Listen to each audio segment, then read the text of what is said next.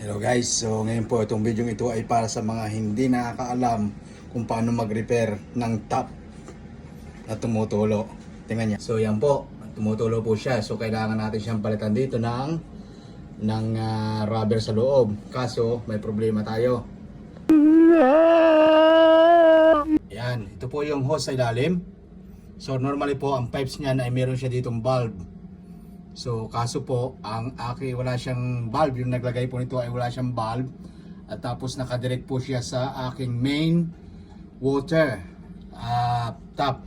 Ang problema po nito, yung po main water ko na switch ay naandun po sa dulo, sa likod doon. So ngayon ay pupunta tayo sa labas ng bahay para doon natin i-open tubig. Let's go! So ito po yung ating main water, nasa labas po ng bahay, kita niyo yan. Yan. Yan po ang bahay ko. Ito po yung kalsayang main road. Yan. So, nandito po ang ating main water. So, atin ang buksan. So, yan po siya.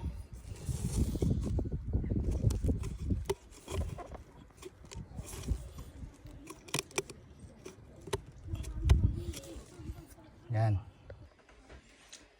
Hello guys, ayan. So, may bago na po tayong valve. So, try natin kung gagana to. So let's go.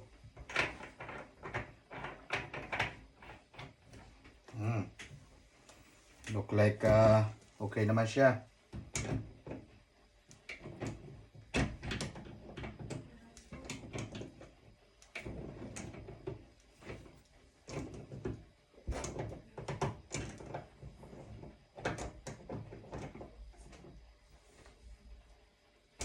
Ayan. So hindi natin alam kung alin sa dalawa, kaya papat natin siya pareho.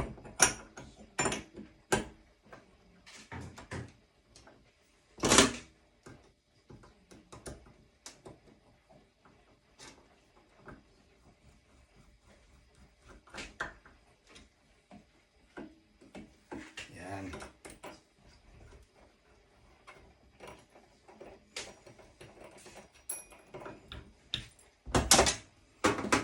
So, may isa pa.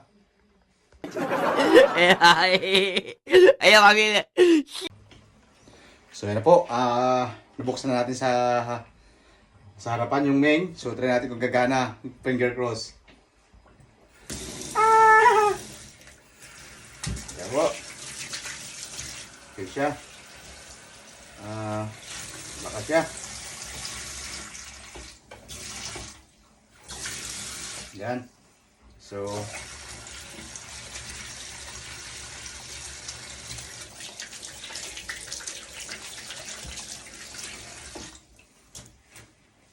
okay siya.